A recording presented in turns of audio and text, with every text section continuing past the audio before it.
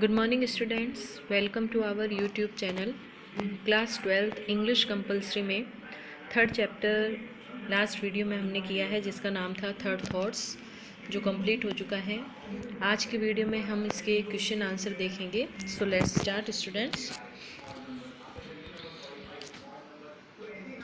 सबसे पहले हम देखते हैं 30 to 40 वर्ड्स वाले जो क्वेश्चंस हैं आपके लेसन में। फर्स्ट क्वेश्चन देखिए, who tells the story to the author. लेखक को कहानी कौन बताता है या कौन सुनाता है। आंसर होगा the narrator in the story is E V Lucas's friend as the author himself says in the first sentence of the story this story was told to me by a friend.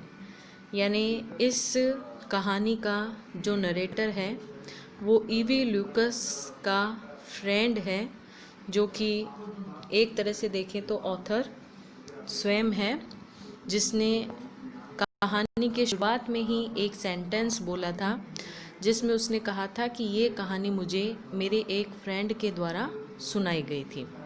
But it has been retold by E V Lucas. लेकिन इस कहानी को रीटोल्ड किया गया है, यानी पुनः बताया गया है ईवी ल्यूकस के द्वारा, who was a well known journalist, essayist and novelist, जो कि एक बहुत ही सुपरिचित जाने पहचाने जर्नलिस्ट थे, एशियस्ट थे और नॉवेलिस्ट भी थे। नेक्स्ट सेकेंड क्वेश्चन आता है, when does the narrator give away artistic articles. यानी जो वर्णन करता है वो अपने कलात्मक सामान को कब त्यागता है, यानी कब छोड़ देता है, कब ऐसे ही गिव कर देता है। तो आंसर देखिए, the narrator usually gives away his artistic articles when indeed he is tired of it. यानी कब त्याग देता है वो, जब वो वास्तव में उन चीज़ों से बोर हो जाता है, थक जाता है, ऊब जाता है। And he gives away his articles in such a way, और वो इस तरीके से अपने आर्टिकल्स को त्याग देता है that it's acceptance by another, कि किसी अन्य का उसकी वस्तुओं को एक्सेप्ट करना, स्वीकार करना, becomes personal favour to him. वो उसके लिए क्या बन जाता है कि उन्होंने उसके ऊपर व्यक्तिगत एहसान किया है कि जिन चीज़ों से वो परेशान हो चुका है उन चीज़ों को वो अपने साथ ले जा रहे हैं। तो ये उसके लिए क्या हो जाता है, एक फेवर हो जाता है। नेक्स्ट थर्ड क्वेश्चन देखते हैं, did the narrator go to the market with the intention of buying the painting. How did he happen to buy it. क्या वर्णनकर्ता उस पेंटिंग को खरीदने के इरादे से बाजार गया था, उसने उसे कैसे खरीद लिया। तो पहले तो इस बात का जवाब देते हैं कि वो इस इरादे से गया था कि नहीं गया था। तो आंसर देखिए, no, the narrator didn't go to the market with the intention of buying the painting. कि पहली बात तो नरेटर इस इंटेंशन से गया ही नहीं था कि उसे ऐसे कोई पेंटिंग खरीदनी है। इट हैपन बाई चांस, यानी ये बाई चांस ही हुआ था। When drifting about the old curiosity shops of A cathedral city, जब वो कैथड्रल सिटी की एक पुरानी वस्तुओं की जो दुकान होती है, विचित्र या दुर्लभ वस्तुओं की जो दुकान होती है, उस दुकान के बाहर ऐसे ही ड्रिफ्टिंग कर रहा था, ऐसे ही घूम रहा था। He saw a folder of drawings among which one might be of Turner. तो उसकी नज़र ड्राइंग्स का एक फ़ोल्डर पूरा पड़ा हुआ था उस पर गई, और उसमें से जो एक ड्राइंग थी वो शायद टर्नर की हो सकती थी, ऐसा उसने सोचा, और इस प्रकार शायद वो उसको खरीदने का मन उसका बना होगा। फोर्थ क्वेश्चन है, what price did the narrator get from the buyer for the drawing. यानी वर्णनकर्ता को खरीदार से उस चित्र की कितनी कीमत मिली। तो आंसर है, the narrator got 50 pounds from the buyer for the drawing. यानी खरीदार से नरेटर को 50 पाउंड मिले। This prize was astonishing for him. यानी ये प्राइज़ उसके लिए एस्टोनिशिंग था, आश्चर्यजनक था। Because he gain a profit of 49 pounds and 10 shillings, क्योंकि लगभग 49.50 पाउंड का उसे फ़ायदा प्राप्त हुआ था। While he paid only 10 shillings for it, जबकि उसने केवल 10 शिलिंग्स ही इसके थे। 10 शिलिंग ही दिए थे, लेकिन बदले में उसे 50 पाउंड मिल गए। तो ये उसके लिए क्या था, बहुत बड़ा अमाउंट था, बहुत बड़ा प्रॉफिट था। 5th क्वेश्चन बनता है हमारे, why did the dealer sell the drawing so cheaply to the narrator. विक्रेता ने वर्णनकर्ता को वे चित्र इतना सस्ता क्यों बेच दिया। तो आंसर देखते हैं, the dealer sold the drawing so cheaply to the narrator because the dealer was not sure that the drawing was drawn by Turner a great painter.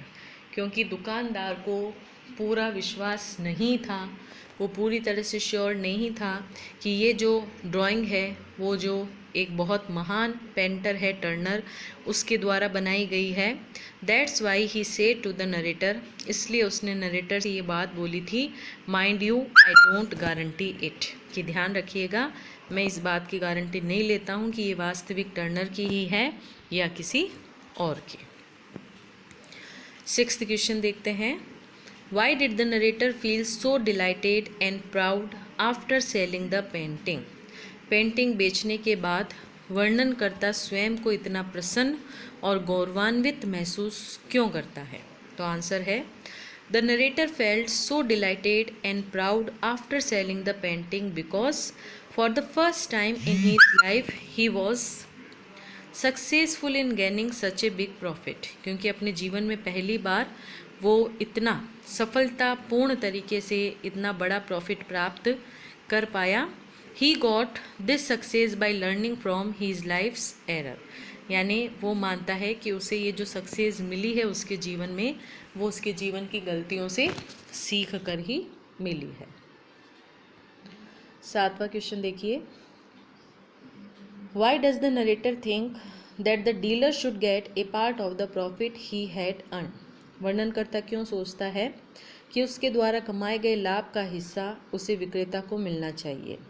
तो आंसर है, the narrator thinks that the dealer should get a part of the profit he had earn because the dealer behave very well with him. सबसे पहले तो उसने क्यों सोचा, क्योंकि एक तो डीलर ने उसके साथ अच्छा व्यवहार किया, so he should also behave well with him, तो उसे भी उसके साथ अच्छा व्यवहार करना चाहिए। दस he should share the profit with him, इसीलिए वो अपना प्रॉफिट डीलर के साथ शेयर करना चाहता था। 8वां क्वेश्चन है, in his mood of elation what did the narrator write in the first note to the dealer. यानी अपनी सफलता से प्रसन्न होने पर वर्णनकर्ता ने अपने पहले नोट में उस विक्रेता को क्या लिखा था। तो इसका आंसर है, in his mood of elation in the first note the narrator wrote to the dealer the potential turner drawing which no doubt he recollected had turned out to be authentic and I had great pleasure in closing half of the proceed। यानी उसे खुशी है कि वो उसे profit का आधा हिस्सा भेज रहा है। 9th क्वेश्चन है, which habit of the storyteller leads him to examine and re-examine his idea of sending a part of the profit to the dealer। यानी अपनी किस आदत के कारण कथाकार उस विक्रेता को लाभांश का एक हिस्सा भेजने के अपने विचार का मूल्यांकन व पुनर्मूल्यांकन करता है। तो आंसर हो जाएगा, the story teller has committed many errors in his life, कि एक तो उसने अपने जीवन में बहुत सी गलतियाँ की हैं, so it has been his habit to review these errors, तो ये उसकी आदत है कि वो अपनी गलतियों पर पुनः विचार करता है। By reviewing he tries to commit fewer errors, यानी ऐसा करके वो अपनी गलतियों को कम करने की कोशिश करता है। Thus he examine and re examine his idea of sharing the profit. 10वां क्वेश्चन है, what did the narrator do when sleep did not come to him. जब नरेटर को नींद नहीं आई तो उसने क्या किया। आंसर हो जाएगा, when sleep didn't come to the narrator he took a book of short stories and read one। यानी उसने शॉर्ट स्टोरी की एक किताब उठाई और उसे पढ़ना शुरू कर दिया। he closed his eyes again and again began to think about the dealer। उसने अपनी आंखों को बार बार बंद किया ताकि वो डीलर के बारे में सोच सके। that some share of the profit should be given to him or not। ये विचार कि क्या उसे प्रॉफिट का कुछ हिस्सा देना चाहिए या फिर नहीं देना चाहिए। 11th क्वेश्चन है, why does the narrator term the bargaining as a straight forward matter between dealer and customer. Narrator ये क्यों कहता है कि विक्रेता व ग्राहक के बीच सौदेबाजी का सीधा साधा मामला होता है। तो आंसर हो जाएगा the narrator does so because he feels that such bargains are all part of a business. उसे लगता है ये सब बिजनेस के ही पार्ट्स हैं। The dealer ask as much as he thinks he can extort and the customer has paid it is under no obligation to dealer.